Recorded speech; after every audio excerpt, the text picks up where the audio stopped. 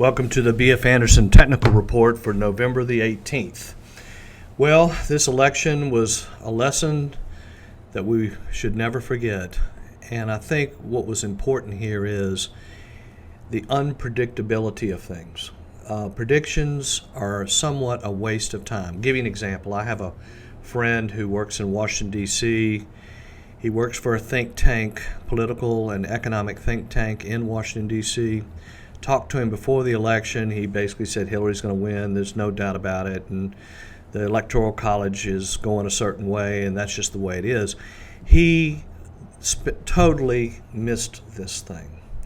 So it's really an argument for trend following, because trend following, which is the form of technical analysis that we use, has more to do with trying to understand what is it the market is trying to tell us versus us guessing about the future. And I just believe trend following is a smart idea. So let's get right into the charts and let's try to see what is the market telling us right now. Now, there is one problem. Now, my friends in Boston with Cabot Research use an indicator called the 2-second indicator, which is a measurement of the new lows on the New York Stock Exchange. And basically, they call it the leaky boat syndrome. It's where the indexes are hitting all-time new highs, but the number of new lows on the New York Stock Exchange are starting to climb. And the magic number, according to their back testing, is 40 new lows a day. So what I've done here is I've taken a graph here of the New York Stock Exchange new 52-week lows, and I've drawn a line across where the number 40 is when it breaks above 40. And you can see that since July, it's been very quiet, very, very quiet. Then all of a sudden, around the time of the beginning of the month, end of October, we started to see the new lows climbing back above 40 and actually peaked at around 300 new highs around the time of the election. And currently, as of yesterday, we had 42 new lows yesterday, and the day before we had only 19. So they're starting to settle down. But what the problem here is that we're seeing a divergence in the market, but that could be temporary. So let's just see what happens. Now, let's kind of look into what is the market telling us. Now, I've pulled up a graph here of a company called Cummins Incorporated.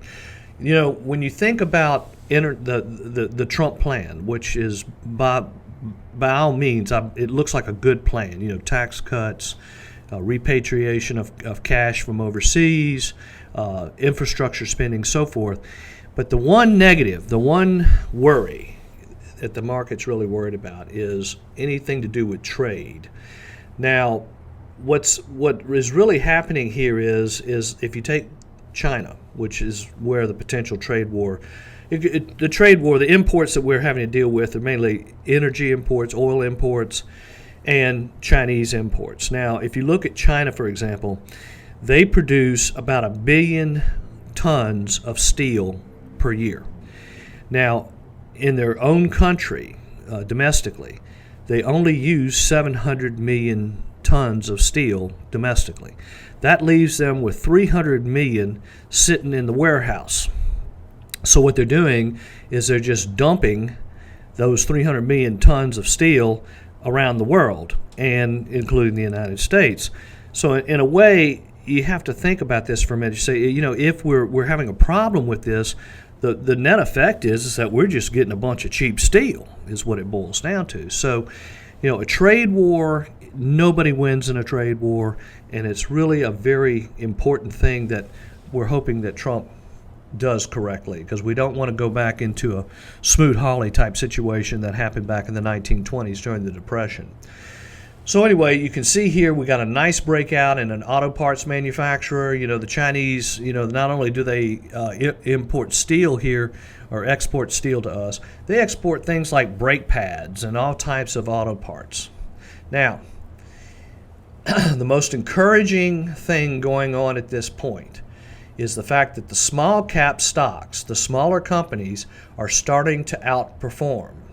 Now, this could be a turning point. The election may be a turning point in investment strategy, where instead of the big old names outperforming. We're starting to see the small names, which is a real positive. That's a very high positive. The small companies are going to benefit from less regulation and also the removal of Obamacare. I run a small business. I know what's going on. Since '08, the markets have been primarily driven by monetary policy, which means interest rates went to zero. Now the Fed has done all it can do, and it's time for fiscal spending. And with a Republican Congress and a Republican president, it looks like some type of infrastructure bill may get through. So if you look here, for example, this is the Russell. We started to buy heavily here in 2012.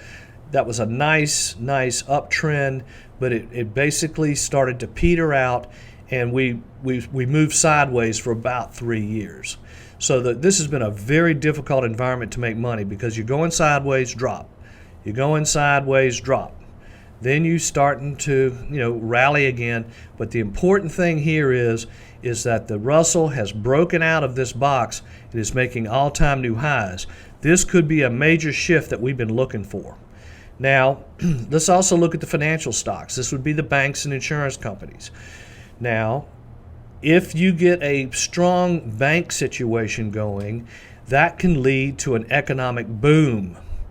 And so what's going on is that interest rates are starting to climb, which is helping the banks because they make a spread. Now also notice the massive volume that came in on these stocks and really broke the financials out. Now, you have a strong banking system. That means you have a strong economy. We could be looking at an economic boom here. Again, same concept with the transportation stocks. Breakout in transports, economic boom. Now think about the Dow theory for a second. This is a theory that's been around for a long time. Basically what Dow theory is where if the Dow Jones Industrial Average, which is 30 industrial cyclical companies and mainly manufacturing, if the Dow Jones Industrial Average makes a new high but then is not confirmed by a new high in the Dow Jones Transport Index, which they call the Railroad Index, it's not a good sign. Well, we are real close to a Dow theory buy signal, and I got to tell you, I cannot even remember the last time we had a Dow theory buy signal. It's been a long time, and what it mainly means is this. If you're manufacturing, which means the Dow Jones Industrial Average, if you're manufacturing and everything is just going to the warehouse and sitting there, that's not good. But when the transportation stocks get going, it means that stuff's getting out of the warehouse and it's moving around the world. So transports look good. Now, here's something that's interesting that I wanted to mention. This is Clorox, which is I would refer to this as a fear asset. I mean, this company has basically hardly any growth whatsoever, but it does pay a dividend. Now, you can see that over that difficult period that I talked about between 2014, 15, and 16, these types of stocks pretty much led the way. Well, they're all breaking down now in a meaningful way. Now, here's a railroad, just again going back to the transports. This is CSX Corp. Breaking out to the upside, looks very strong. Now, back to the banks. This is a German bank, Deutsche Bank. We're actually seeing for the first time, the stock's been in a severe downtrend and it's starting to pop up. So the real question here is Europe going to turn? Now, China's going to probably maintain a growth rate between 5 and 7%. Europe needs to reinflate and get out of this deflationary cycle they're in. Now, here's another transport, FedEx. You can see what's happening. The stock's making new highs. Here's another bank, and also an important bank, Goldman Sachs.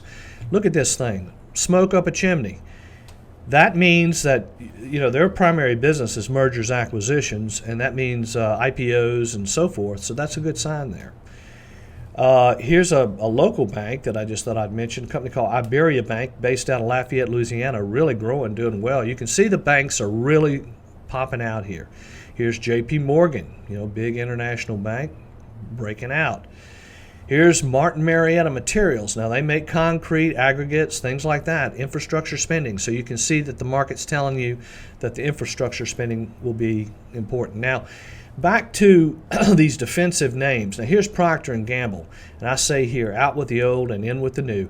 This is classic rotation. We are seeing a rotation out of the stuff that's been really good for the last 3 years, these stocks are starting to break down now. Here's another example: cigarettes, Philip Morris. Another, the attitude here is that, oh, gee, the things are so bad, the economy's so bad, people got to buy cigarettes. Well, you can see what's happening to this particular situation. Now, also another defensive name would be something like a Verizon Communications. So in summary, what I'm saying here is that we want to keep an eye on the new lows, make sure that they start to stabilize, but we are seeing classic rotation here. This is a new day, and so let's just hope for the best. Let me know if you have any questions.